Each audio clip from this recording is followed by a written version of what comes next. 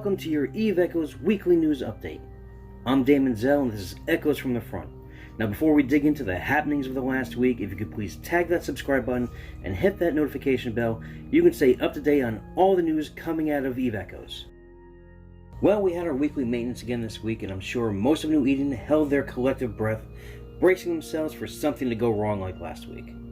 But it was not needed, as maintenance went very smooth, with the servers coming back up on time without any hiccups.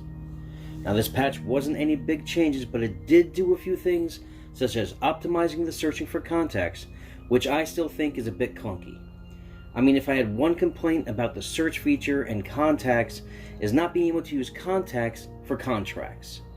Now I run two alts, one for mining, one for industry, and it's infuriating that every time I need to move things around, I have to run a search, type the name in, making sure that there's no spaces after I type because the system considers the space as a character in the name, then selecting that name and a list of others that are close to it. It would be so much more of a quality of life change just to go to contracts and then go into contacts and select the name. Now they did fix a number of bugs during this maintenance, including an interface overlap that happens when players log into JITA, the invalid trade bug within contracts, an issue that a set of items cannot be picked up in batches, and lastly they fixed the issue that a mission cannot continue after service maintenance. Now I know a lot of store runners will definitely be happy about that last fix. Yes, they fixed a few bugs, but there are more that still persist within the game, the king of these being the reconnect bug. Players are reporting horrible disconnections, and where not only are they having trouble reconnecting, but when they finally are able to get back into the game, they're welcomed back to them sitting in a pod. Now the devs pledge that they are working on this issue and that they hope to have it resolved soon.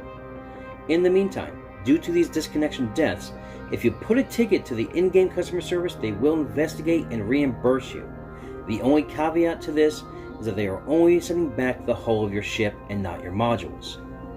It's a salty case of getting something rather than nothing, and you do have cases where the mods do outvalue the hull. Keep in mind that if you abuse the system by providing fraudulent claims, you will get flagged and your account will be frozen for 30 days. And on top of that, if serious problems were caused due to this claim, you will get permabanned. Another bug found that has been around since the first beta is the invisible wall within Scout and Inquisitor anomalies. Now you encounter this wall when trying to retrieve some of the boxes. Your speed drops down to anywhere from 8 to 36 kilometers a second, and it kind of puts you in this invisible maze where the only way out is turning around and trying to get out the same way you came in. Now this also makes players very susceptible to getting killed by others that enter the anomaly due to the fact that while stuck in this invisible wall, you cannot warp out. This has been brought to the attention of Joseph, the community manager, who will forward it to the devs, and honestly, I don't know why this hasn't been fixed yet. The devs are taking further measures to try and deal with the RMT situation by dropping the hammer on not only the ISK sellers, but also the buyers. Now, if the devs find instances of ISK buying, they will ban the sellers and deduct the resources derived from these ill-gotten sales from the buyer. So no ISK, no products purchased with that ISK, and now you're out real money. Just don't do it. If anyone in a corporation is found to be RMTing to corp mates, not only will they receive bans, but the corporation and its leader will incur penalties, which could include the possibilities of the resource deduction, limiting the actions of that corp within the game, and or just outright deleting the corporation altogether. Now this week we had the chance to interact with Joseph, our community manager, through CCP's Twitch stream. Now if you missed it, you can watch a recording of it on their channel, and they have promised to bring it back for more Q&A. In this discussion, players got to interact with Joseph as well as CCP Aurora and CCP Fleabix, and ask questions and get some insight on what lies ahead for Echoes. We were given a few stats as we are 3 weeks in, such as in the past week alone, they have seen 55,000 condors destroyed in PvP. Now, one of the things we learned from this stream was the stance they are taking on emulators, and this is a hot button topic, as we've seen through this week alone a number of pilots getting hit with bans while playing through BlueStacks, Mimu, Nox, and LD. Joseph assured us that they don't mind emulators, but they do not support them. Now the trouble comes from the game trying to combat cheating through scripts and bots and tag these players as such. Each case is looked at individually, and if you received a ban through no fault of your own, please contact customer service. Now, if you're multi-boxing through emulation, you're at a higher risk because it's seeing all these accounts from nearly the same IP and location. Some of these emulators have built-in scripting and macros that will flag the system. So if you are multi-boxing, never use synchronize, as this will send commands to all instances at the same time and result in a ban. Also, try not to have more than 5 accounts online at the same time, as this also will flag the system. We learned that we'll be getting more information about API and sovereignty near the end of September. However, this is slated for the next big update, along with new modules, exploration, and much more. Now, API is huge. This would allow the use of Corp tools along with fitting simulators, market data, and for the love of everything that's holy, killboards. Now, we also did get some choice nuggets of information, such as bookmarks will be making their way into the game, probably around the same time as the soft patch. But again, Joseph couldn't go into too much detail. They're also working on getting Alliance chat up and running in-game so players don't need to keep making private channels for Corps to talk within Corp. Since we're talking about the market, we have to touch on the crazy rise and leveling of Plex prices. Unfortunately, there's no market log to see what past sales have been, and I'm sorry, but that's something that still drives me nuts. It's a log, and in every other MMO, it has it in the game. I still don't know why it hasn't been included in this one. However, we can just keep notes and rely on other players inform us of these trends. We first started to see a rise in the purchase on the Great Plex race on the 25th, where it had a gradual rise from around 30,000 to about 48,000 on the 27th. The market then stagnates for 2 days, then bumps up in the early hours of the 29th and continues to rise until it skyrockets and peaks at 100,000 per Plex on the 31st.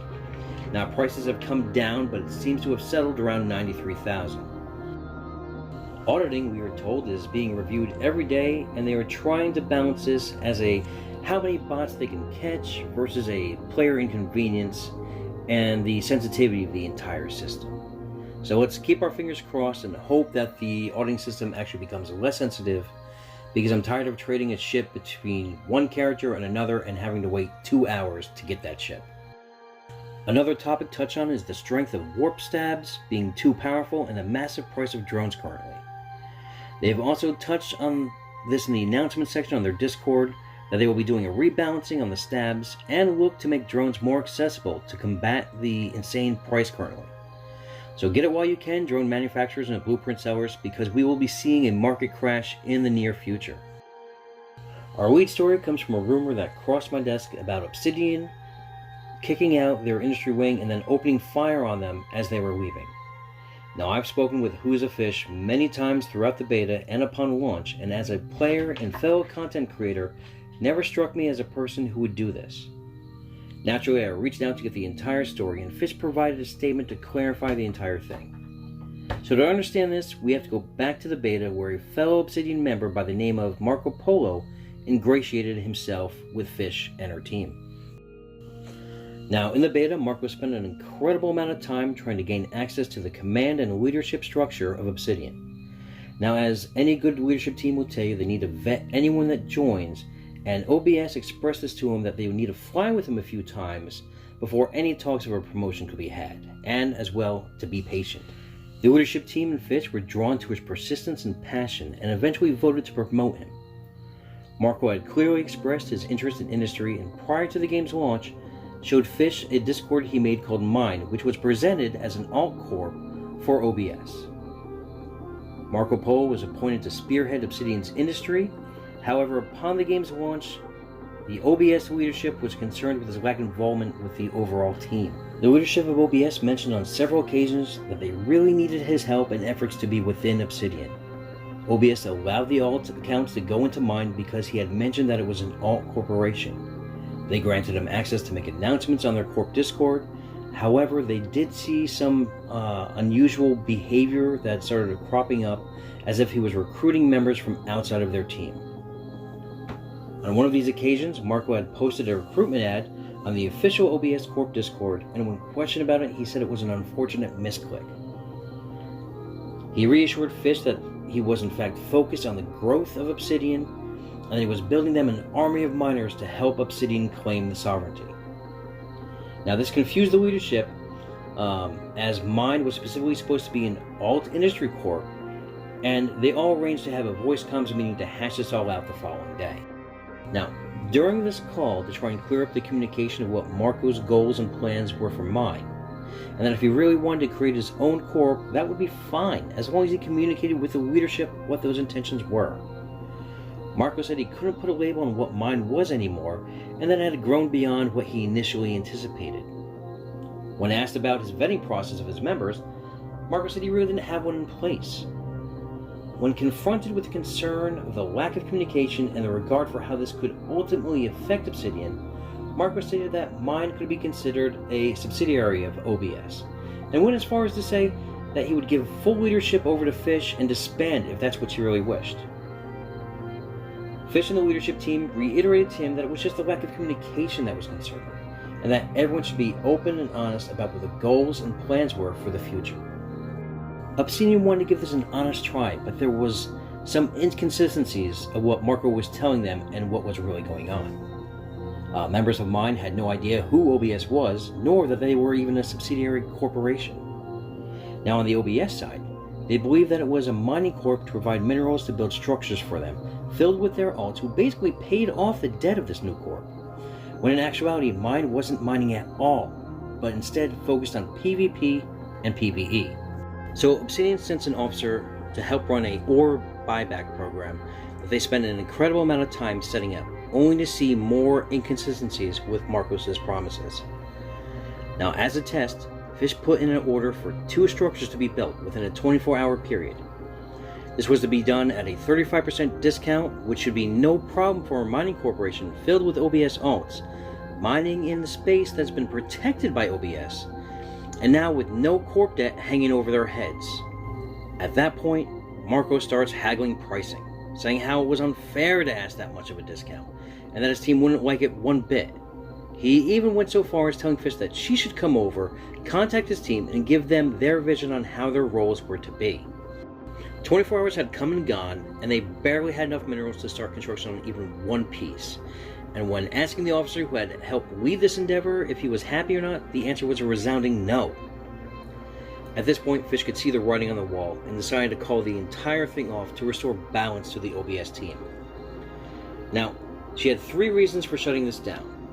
1, the officer that attempted to make this deal happen wasn't even enjoying his game, and they value their players' fun about anything else. His attention and focus was split, and she said it wasn't basically fair to him to ask that much of him. Number 2, the former Obsidian member couldn't just openly admit that he wanted to start his own corporation. Fish decided to help make the decision for him, and she set him free.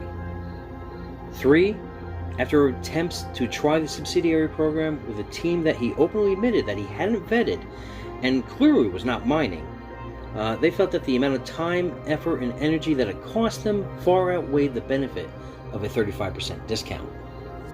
Now comes the breakup, which Fish thought she handled very fairly. She let Mine be its own corporation with their own identity, not touching their corporation wallet or hangars, which she had full access to, and she also reset the standards. Now, this was all communicated directly to Marco, who apparently didn't tell his team because some of the mine pilots were actually shot down by OBS after this entire thing went down. Panko, an officer at Mine, even stated that the concerns that OBS had were valid and understood why they did what they did, but he also complained about the lack of communication.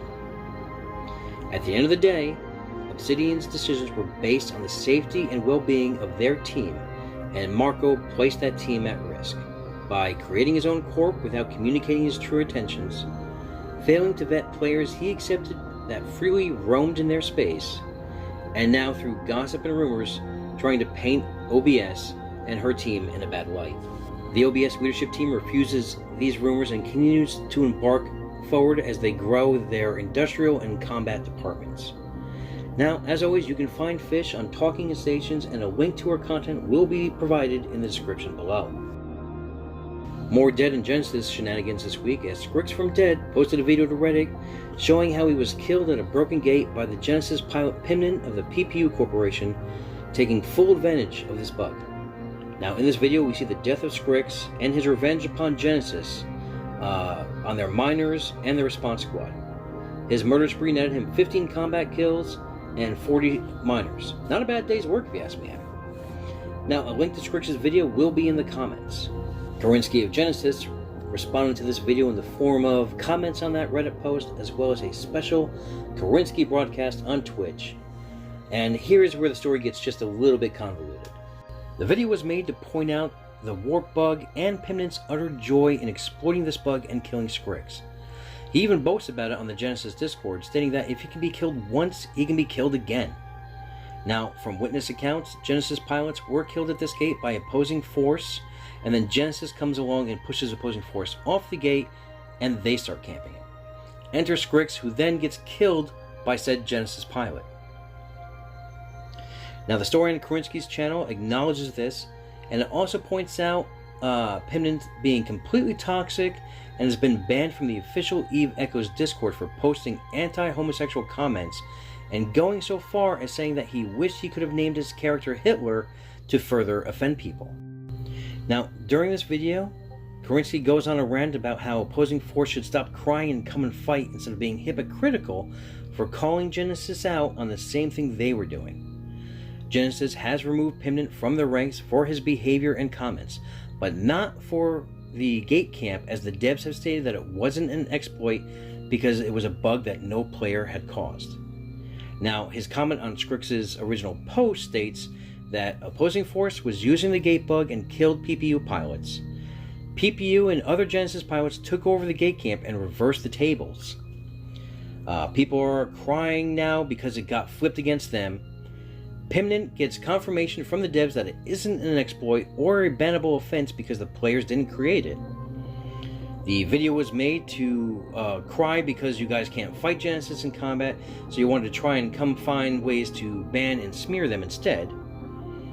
It also says that as of last night, opposing force still uses the gate bug to camp it. Images then surface of Pimnent making slurs. Genesis kicks and bans Pimnent, and as he says, idiots crying about Genesis but dead silent on opposing force doing it. Now, the first thing I'm going to say, and I even said it out loud when I first saw the Korinsky report, was simply, dead is not, nor have they ever been, a part of opposing force. And Truzel offered up a rebuttal just under Korinsky's post, and it states this timeline. A dead pilot gets blapped on a gate under laggy circumstances. A dead pilot sees it's a well-reported issue on Discord. A dead pilot sees Genesis pilots bragging about these kills. A dead pilot goes into Genesis space and wreaks havoc. Genesis pilots blame opposing force. And Genesis pilots still try to flex on lag kills but didn't respond to the distress calls while xScrixx was wreaking havoc. A Chinese alliance called IDS came under attack from Tang in the Greater Wirelands to control the valuable trade route between it. IDS called upon the outside assistance of a lot of corporations, including the Golden Horde. Tang equally hired a bunch of pirate corporations to help their side. The battle was met at 150 ships each side, resulting in the routing of Tang's forces. Now, due to this, a Polish corporation, Corp, lost a large portion of their fleet in this battle, and also during the disarray, their home system was actually hit, causing them to lose another 12. On the Golden Horde side, they only lost one ship, a rupture, during this entire encounter. Corperation Spotlight this week goes out to the Handsome Boys Modeling School. Now, I've seen this corporation since the first beta and was always curious but never had any interactions with them. The Handsome Boys Modeling School, HBMS, is a gaming community that originally started as a clan for the Half-Life mod Day of Defeat around 2001. They are a cohesive group of gamers, both men and women, many with families of their own, and they encourage a friendly, healthy environment in and outside of the games. Now, for them, coming together as friends is just as important as creating squads online. This new incarnation of HBMS is a place where English-speaking friends from around the world can get together and recruit from a pool of people they enjoy playing multiplayer games with, mostly on the phone because they're progressive that way. Why? Because games are more fun with people whose company you enjoy. Their requirements for enrollment are mature, respectful, and friendly individuals of good principle of all ages. Now, As a group, they have been involved with EVE Echo since the first beta launch at the end of 2019 and a member of the Opposing Force Alliance. They have most recently left the Alliance on good terms to strike out on their own, seeking fame and fortune. The HBMS Syndicate enjoys role-playing the life of a criminal empire, though it's quite easy to do in EVE Echoes, as the goal is basically to do whatever you can to make ISK. They will be plying their trades across New Eden, planning an expansive network of offices that will allow them to execute all manner of contracts for their clients, from hit jobs to security, market manipulation to extortion. If you see them, give them a wave when you see them in your neighborhood. Now, they caught my attention recently by proposing the coming together of the community as a whole against RMT through Operation It's a Botting Shame. The HBMS Syndicate has invited several corps and alliances to join them in what they call the Great Bot Heist of 2020. In the past week, you might have seen reports or first-hand witnessing of bot farming on a massive scale, with hundreds of loot containers surrounding planets filled to the brim of PI resources. The plan was simple: loot the planetary resources from the spotting group, report each location repeatedly to the devs, and destroy this group's vast spotting apparatus wherever you find it. As a corp, HBMS has been doing this, but the sheer size and scale of their operation is beyond the ability of a single corporation to significantly impact. So they've been hitting them, and they've been asking others to hit them and get rich by stealing from these botters. Now, HBMS has contacted Joseph to make sure that this didn't fall under the ill-gotten rewards from RMT section of the TOS. And Joseph has given his blessing to wreak havoc and help these devs rout out this evil. Well, that's it for this week. Check back with us next Monday and every Monday to stay up to date with all the news and drama that happens in EVE Echoes. And as always, remember, the enemy can't disrupt you from inside a pod.